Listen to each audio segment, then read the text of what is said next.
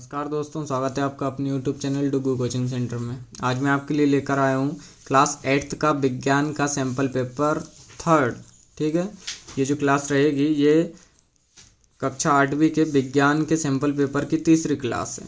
ठीक है, इससे पहले हमारी 2 क्लास हो चुकी हैं जिसमें मैंने आपको सैम्पल पेपर 1st और सैम्पल पेपर 2nd विज्ञान का बता दिया है। ठीक है, तो आपको वो वीडियो चैनल पे मिल जाएंगी, आप वहाँ जाके देख लीजिएगा। शुरू करते हैं आज की क्लास। देखिए, सबसे पहले हेडिंग क्या है हमारी, वार्षिक मूल्यांकन हेतु अभ्यास प्रश्न पत्र है। ये कक्षा 8वीं के लिए है और विषय विज्ञान का है। समय आपको 3 घंटे का दिया है। पूर्णांक जो है आपका 90 अंक का है। ठीक है, मैक्सिमम मार्क्स कितने आपके 90 हैं। उसके बाद नोट देख लीजिए आप। नोट क्या है, सभी प्रश्न हल करना अनिवार्य है, आपको कोई सा भी क्वेश्चन छोड़ना नहीं है। उसके बाद आता है आपका प्रश्न क्रमांक 1। प्रश्न क्रमांक 1 क्या है, सही विकल्प चुनकर लिखिए। अब इसका पहला है, चंद्रमा की कलाओं के घटने का कारण यह है कि, जो चंद्रमा की कलाएं होती हैं उनके घटने का कारण यह है कि। अब इसमें आप देखिए ऑप्शन हैं आपके पास। ऑप्शन क्या क्या हैं वो देख लेते हैं हम। पहला ऑप्शन है, हम चंद्रमा का केवल वह भाग ही देख सकते हैं जो हमारी ओर प्रकाश को परावर्तित करता है। ये हमारा पहला ऑप्शन है। अब इसके बाद आता है हमारा दूसरा ऑप्शन। दूसरा ऑप्शन क्या है, हमारी चंद्रमा से दूरी परिवर्तित होती रहती है। ठीक है, उसके बाद तीसरा ऑप्शन क्या है, पृथ्वी की छाया चंद्रमा के पृष्ठ के केवल कुछ भाग को ही ढकती है। उसके बाद चौथा ऑप्शन है हमारे पास कि चंद्रमा के वायुमंडल की मोटाई नियत नहीं है। तो इसमें से आप देख लीजिएगा राइट आंसर कौन सा है। उसके बाद आता है सेकंड क्वेश्चन। चलो, सेकंड क्वेश्चन क्या है आपका, निम्नलिखित में से कौन सा कथन सही है। अब आपको बताना कि ये जो नीचे कथन लिखे हुए हैं इनमें से कौन सा सही है। पहला, सभी धातुएं सामान्य होती हैं, सभी धातुएं तन्य होती हैं। दूसरा ऑप्शन है, सभी अधातुएं तन्य होती हैं। तीसरा, कुछ अधातुएं तन्य होती हैं और सामान्यतः धातुएं तन्य नहीं होती। इनमें से आपको कौन सा सही है उस पर आपको क्या करना है, टिक करना है। चलो, अगला प्रश्न है इसके बाद, आंतरिक निषेचन होता है। आंतरिक निषेचन कहाँ होता है ये आपको बताना है। मादा के शरीर के अंदर, मादा के शरीर के बाहर, नर के शरीर के अंदर और नर के शरीर के बाहर। ठीक है, इसके बाद अगला प्रश्न है, संचरणीय रोगों का मुख्य कारक है। जो संचरणीय रोग होते हैं उनका मुख्य कारण क्या है ये आपको बताना है।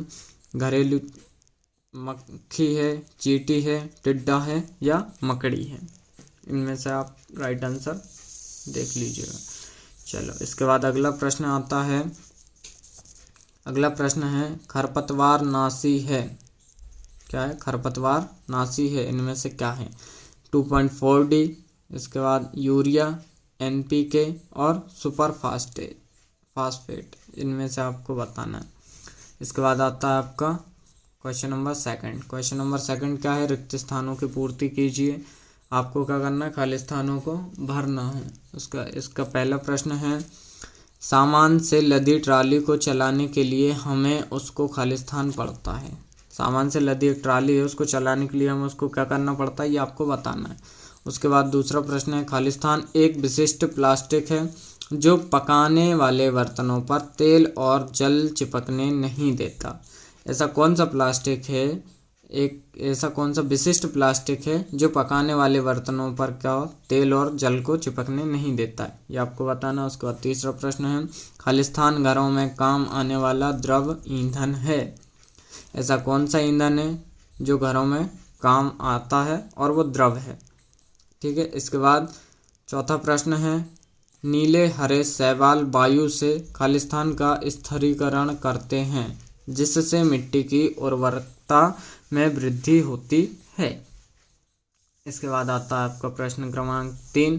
प्रश्न क्रमांक 3 क्या, अति लघु उत्तरीय प्रश्न।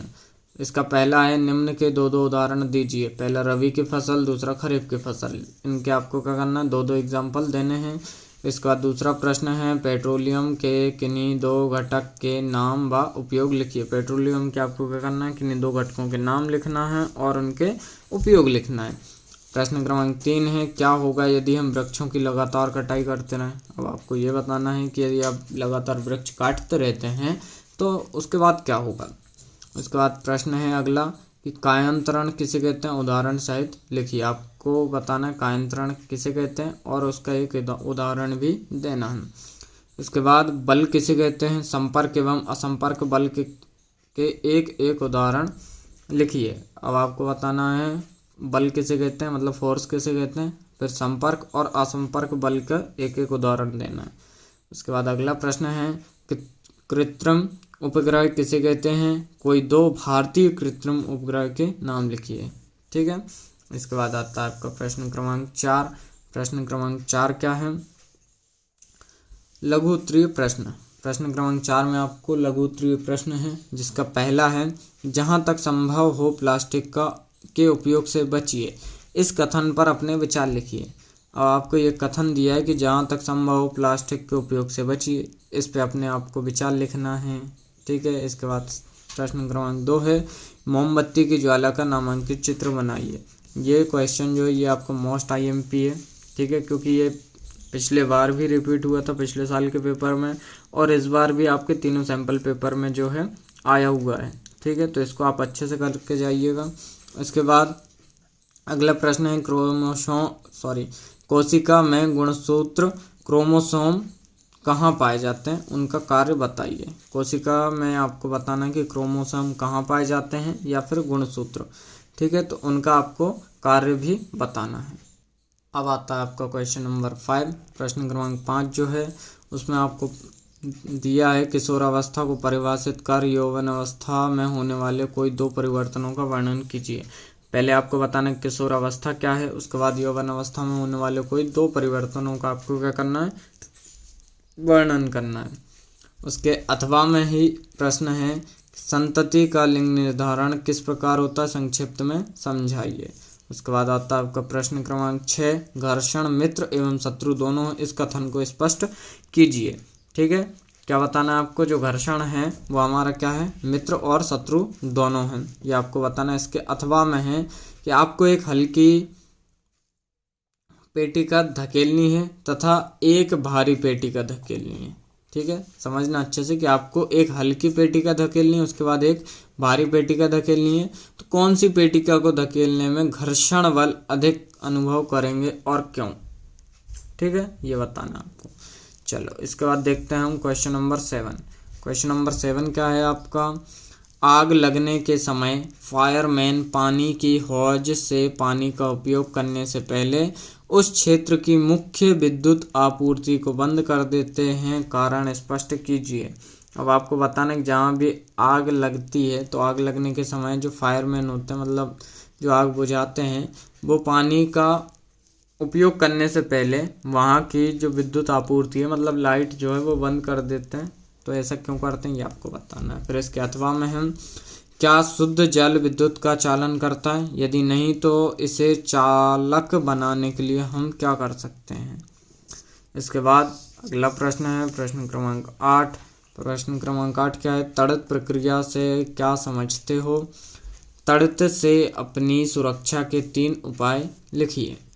इसके बाद इसी के अथवा में भूकंप की शक्ति के परिमाण को किस पैमाने पर व्यक्त किया जाता है, भूकंप के झटके लगने पर आप अपने बचाव के लिए क्या सावधानियां अपनाएंगे। ठीक है, इसके बाद प्रश्न क्रमांक 9 आता है। प्रश्न क्रमांक 9 क्या है, इसका 9 का पहला है सोडियम और पोटेशियम की मिट्टी के तेल में क्यों रखा जाता है, यहाँ पे को आना चाहिए था। ठीक है, कारण सहित लिखिए। सोडियम और पोटेशियम जो है उनको मिट्टी के तेल में क्यों रखा जाता है, ये आपको कारण बताना है। उसके बाद इसी का दूसरा है कि क्या आप नींबू के अचार को एल्यूमिनियम के पात्र मतलब बर्तन में रख सकते हैं, स्पष्ट कीजिए। जो आप नींबू का अचार होता है उसको एल्यूमिनियम के बर्तनों में रख सकते हैं, यदि हाँ तो बताना और नहीं तो बताना। ठीक है, फिर इसके अथवा का है, अथवा का इसके पहला वाला है, देखो पहले क्या है, विस्थापन अभिक्रिया किसे कहते हैं, एक समीकरण द्वारा प्रक्रिया को समझाइए। उसके बाद इसका दूसरा है एक तनु सल्फ्यूरिक अम्ल को कॉपर की प्लेट पर डाला जाता है तो क्या होता है। ठीक है, उसके बाद प्रश्न क्रमांक 10 है। प्रश्न क्रमांक 10 का पहला है एक दोलक 4 सेकंड में 40 बार दोलन करता है तो इसका आवर्तकाल ज्ञात कीजिए। एक दोलन जो है वो 4 सेकंड में कितने बार दोलन करता है, 40 बार कर रहा है, तो आपको इसका आवर्तकाल बताना है। ठीक है। उसके बाद इसका दूसरा प्रश्न है, ध्वनि प्रदूषण मानव के लिए किस प्रकार से हानिकारक है, समझाइए। जो ध्वनि का प्रदूषण होता है वो मानव के लिए मतलब हमारे लिए किस प्रकार से हानिकारक होता है ये आपको बताना है, ठीक है। फिर इसके अथवा का पहला है, ध्वनि कंपित वस्तुओं द्वारा उत्पन्न होती है, इसे एक क्रियाकलाप द्वारा प्रदर्शित कीजिए। फिर इसका दूसरा है, शोर तथा संगीत में क्या अंतर है, ये भी आपका बहुत महत्वपूर्ण क्वेश्चन है। इसके बाद प्रश्न क्रमांक 11 जो है उसका पहला है, यदि परावर्तित किरण आपतित किरण से 90 डिग्री का कोण बनाए तो आपतन कोण का मान कितना होगा, आरेख चित्र द्वारा समझाइए, ठीक है। इसके बाद इसका दूसरा है, नियमित तथा विसरित परावर्तन में अंतर लिखिए।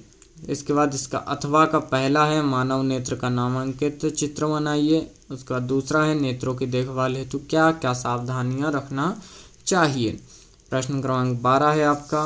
प्रश्न क्रमांक 12 का पहला है, जल प्रदूषण किसे कहते हैं, गंगा कार्य परियोजना को संक्षिप्त में समझाइए। पहले आपको बताना है कि जल प्रदूषण किसे कहते हैं, उसके बाद गंगा कार्य परियोजना है जो उसको संक्षिप्त में आपको समझाना है। फिर इसका दूसरा है, वायु प्रदूषण को कम करने के कोई 2 उपाय लिखिए। वायु प्रदूषण जो उसको आप किस प्रकार से कम कर सकते हैं उसके आपको 2 उपाय बताना है। फिर इसका अथवा का पहला है, ताजमहल की सुंदरता पर संकट का क्या कारण है, वर्णन कीजिए। ताजमहल की जो सुंदरता है उसके आपको संकट का क्या कारण है ये बताना है।